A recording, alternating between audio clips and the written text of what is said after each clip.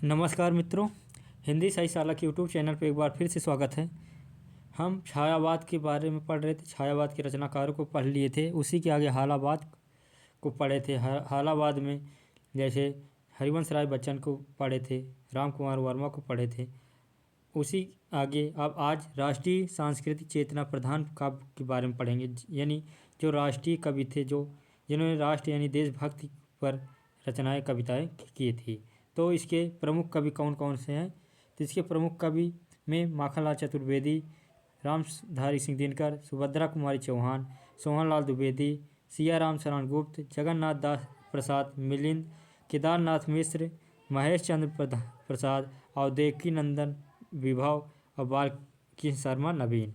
तो आज हम सबसे पहले पढ़ेंगे माखनलाल चतुर्वेदी के बारे में और रामधारी सिंह दिनकर। इन दोनों के रचनाकारों की इनकी रचनाएं कौन कौन सी हैं और इनके बारे में पढ़ेंगे। तो सबसे पहले आज पढ़ेंगे, शुरू करते हैं माखनलाल चतुर्वेदी। तो माखनलाल चतुर्वेदी, इनका जन्म 1889 ईस्वी होशंगाबाद मध्य प्रदेश में हुआ था और मृत्यु इनका निधन 1968 ईस्वी में। तो जन्म 1889 और निधन 1968 ईस्वी में हुआ था। उपनाम इनकी एक भारतीय आत्मा, भारतीय संस्कृति का व्याख्याता कवि, ये इनके उपनाम हैं। अन्य इनकी कविताएं कौन कौन सी हैं?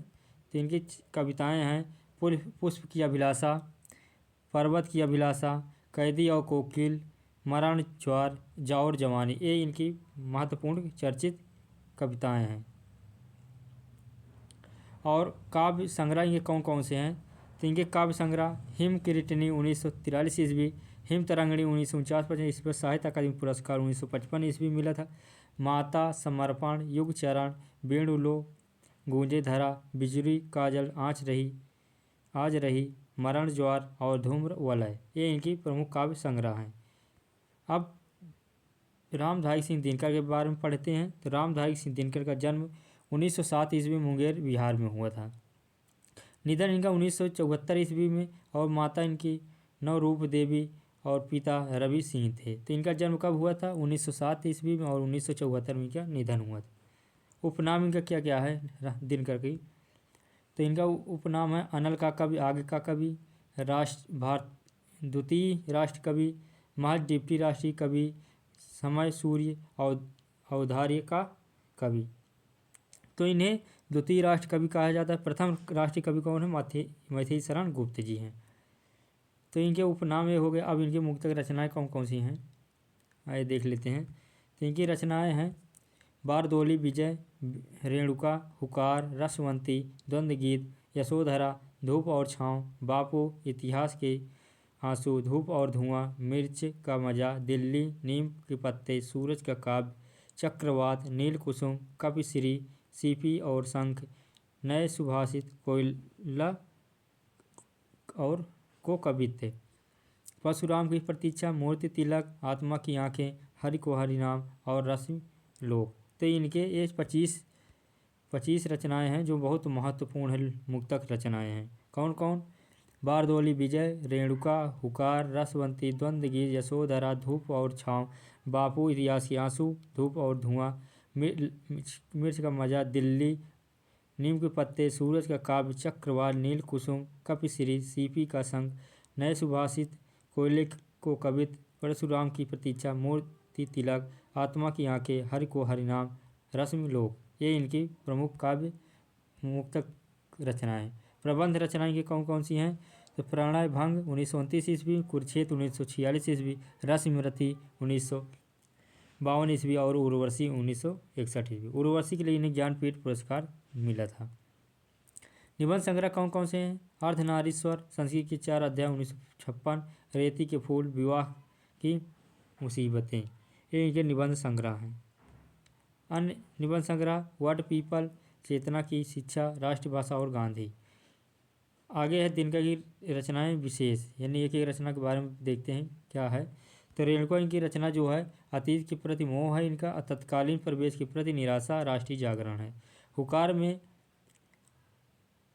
राष्ट्रीयता का भाव है, जागरण का संदेश है, तत्कालीन परिवेश के प्रति क्षोभ है।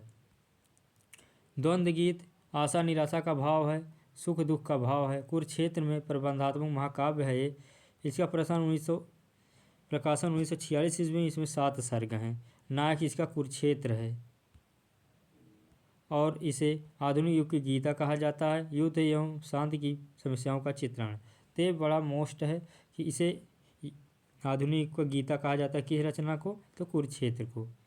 उर्वशी इनकी रचना है। यह एक प्रबंध महाकाव्य है। कुल इसमें 5 अंक हैं। दिनकर ने इसे महाध्यात्म कहा था, कामाध्यात्म कहा था। 1972 में इसके लिए ज्ञानपीठ पुरस्कार मिला था। कब मिला था ज्ञानपीठ पुरस्कार उर्वशी के लिए? 1972 ईस्वी। और छठी रचना इनकी प्रबंध काव्य खंड काव्य यानी रसमरथी।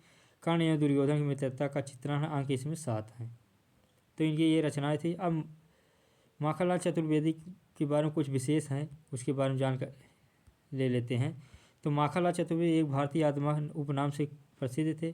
कैदी और कोकिल तथा पुष्प की अभिलाषा माखनलाल चतुर्वेदी की अत्यंत प्रसिद्ध पुस्तकें कविताएं हैं। माखनलाल चतुर्वेदी को हिमकेतनी रचना पर देव पुरस्कार तथा सागर विश्वविद्यालय ने इन्हें ऑनरेरी डायरेक्टर की उपाधि दी थी।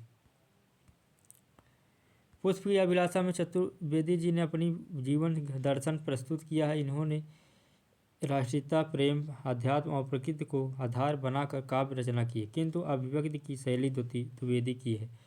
अब रामधारी सिंह दिनकर की कुछ विशेष जानकारी है। जैसे कि रामधारी सिंह दिनकर ने हिमालय के प्रति कविता में लिखा रोक युधिष्ठिर को ना यहाँ। और रामधारी सिंह दिनकर अनल कवि का नाम से प्रसिद्ध थे। दिनकर को मुख्यतः समय सूर्य और औदार्य का कवि कहा जाता है। दिनकर ने स्वयं को मैथिली शरण गुप्त की तुलना में महज डिप्टी राष्ट्रीय कवि ही माना है। तो अपने आप को मैथिली शरण की तुलना में महज डिप्टी राष्ट्र कवि ही माना है दिनकर ने। रसमरथी महाभारत के पात्र कर्ण के जीवन को आधार बनाकर लिखा गया है।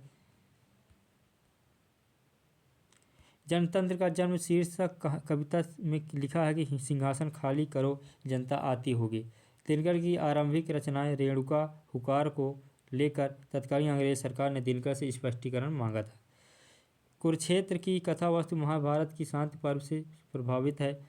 यह रचना मूलतः महाभारत के भीष्म युधिष्ठिर संवाद पर आधारित है। दिनकर को सन 1972 ईस्वी में ज्ञानपीठ पुरस्कार उर्वशी के लिए प्रदान किया गया था। यह गीत नाट्य कहलाता है। उर्वशी पुरूरवा और उर्वशी के प्रेम चित्रण का आधारित चित्रण है। परशुराम की प्रतीक्षा भारत चीन युद्ध को आधार बनाकर लिखा गई रचना है। रामधारी सिंह दिनकर राष्ट्रीय जागरण तथा भारतीय राष्ट्रीय का कवि के रूप में स्वीकृत किया है। तो ये रहे रामधारी सिंह दिनकर के बारे में और माखनलाल चतुर्वेदी के बारे में। तो आज की क्लास यहीं पर समाप्त होती है। कल फिर मिलते हैं नए टॉपिक के साथ। तब तक के लिए नमस्कार, जय हिंद।